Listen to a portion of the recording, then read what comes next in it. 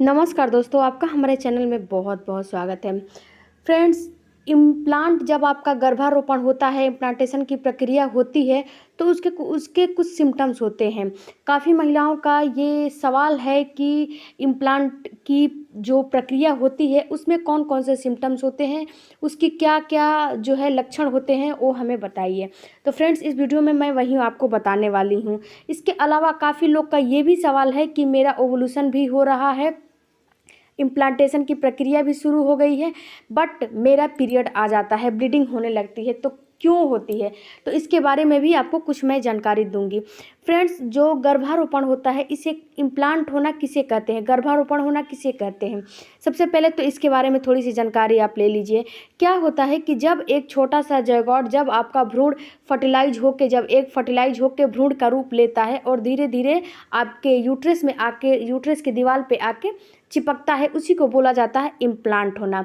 ये ओवुलेशन के 7 दिन के बाद ये प्रक्रिया आपकी शुरू हो जाती है और ये प्रक्रिया आपकी लगभग चलती है, पीरियड, दूसरा पीरियड आने के 1 या 2 दिन के तक चलती है। उस समय तक ये चलती है। कितनी महिलाओं को पीरियड ख़त्म, मिस होने तक भी चलती है, यानी कि 10 से 12 दिन तक ये प्रक्रिया चलती है इम्प्लांट की। तो इसमें कौन कौन से सिम्टम्स होते हैं? तो देखिए फ्रेंड्स, ओवुलेशन को आपको प्रेडिकेट करना बहुत ही आसान होता है, क्योंकि ओवुलेशन किट के थ्रू आप प्रेडिकेट कर सकती हैं। ओवुलेशन का मतलब होता है कि अगर कब आपका जो एग है ओवरी से निकल रहा है, उसी को ओवुलेशन होने की प्रक्रिया बोलते हैं।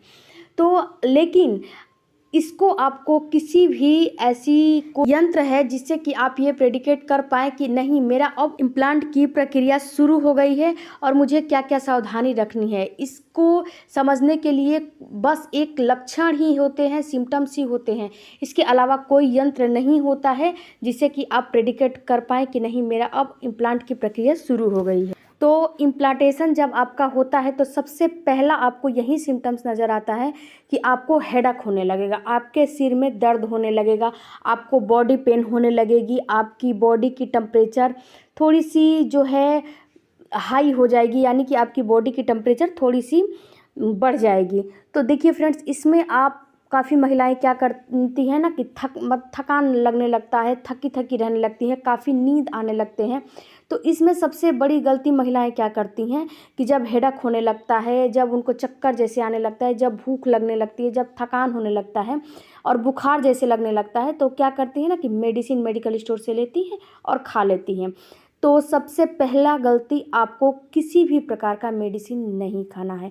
अगर आप जो है गर्भधारण की प्रक्रिया शुरू कर रही हैं, अगर आप बेबी प्लान की प्रक्रिया कर रही हैं, तो आपको इस चीज़ का ख्याल करना है कि अगर आपका ओवुलेशन हुआ है, उसके बाद ऐसा कोई भी चीज़ हो रहा है, तो आपको किसी भी प्रकार का पेन किलर का उपयोग बिल्कुल भी नहीं करना चाहिए। क्योंकि यहीं पे महिलाएं अगर पेन किलर खा लेती हैं, तो जो पेन किलर होता है, जो दवाई होती है, उसके कुछ साइड इफ़ेक्ट भी होते हैं। तो जब आप उस दवा का, मेडिसिन का साइड इफ़ेक्ट आपके बॉडी में होगा, तो उसकी वजह से आपके बॉडी में हीट पैदा होने लगेगी, गर्मी पैदा होने लगेगी। तो क्या होता है कि वहीं पे आपको पीरियड आ जाएगा, आपको आपका मिसकैरेज हो जाएगा, क्योंकि ज़ायगोट जो चिपक रहा है, भ्रूण जो चिपक रहा है, इतना बड़ा नहीं हो गया है कि आपका जो है वो उतना संभाल पाए। और कोई भी आप इस समय उसको चिपकाने के लिए सप्लीमेंट भी नहीं ले रही हैं कि उसको कुछ दवाई की वजह से, देखिए कुछ सप्लीमेंट भी ऐसे आते हैं जिस वजह से कि उसको गिरने से बचाया जाए, बट आप अपने डॉक्टर से कंसल्टेशन नहीं की हैं, तो किसी भी प्रकार का आपको मेडिसिन इस समय नहीं खाना है।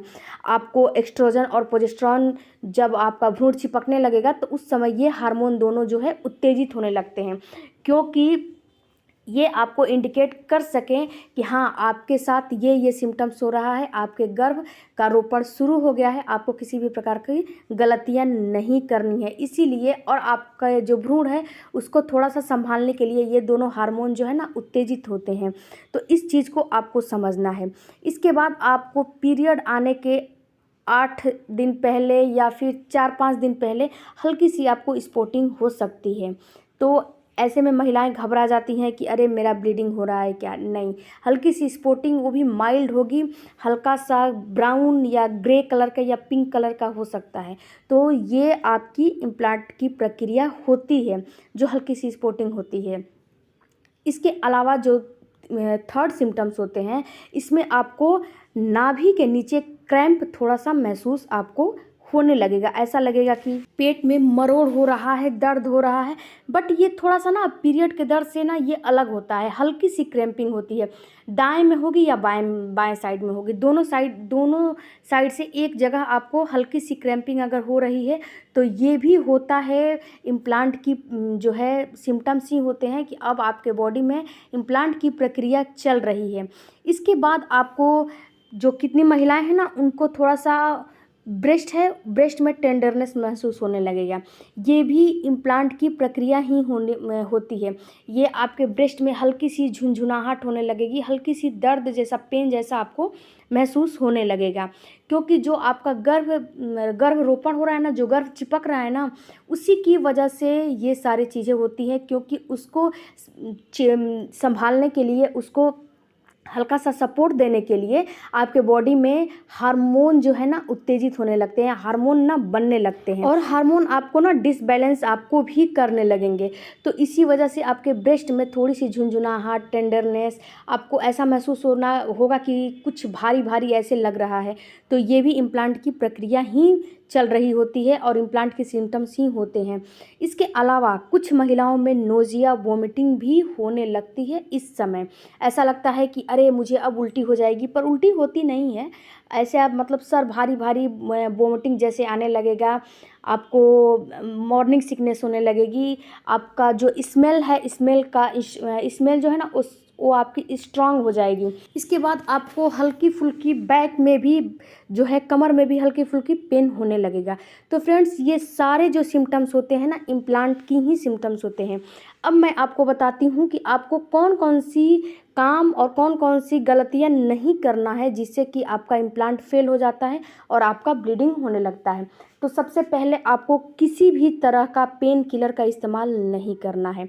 इस समय कुछ भी बॉडी में हो रहा है तो नहीं करना है जब तक आप डॉक्टर से नहीं संपर्क कर लें। दूसरी बात कि आपको इस समय हेयर वॉश नहीं करना है। जब तक आप अपने डॉक्टर से संपर्क नहीं कर लेती हैं तब तक आपको हेयर वॉश नहीं करने चाहिए। अगर हेयर वॉश करेंगी इस समय तो इससे क्या होता है कि तुरंत आपका जो यूट्रस है वो ठंडा पड़ जाएगा और अचानक सडनली आपका जो है पीरियड आ जाएगा।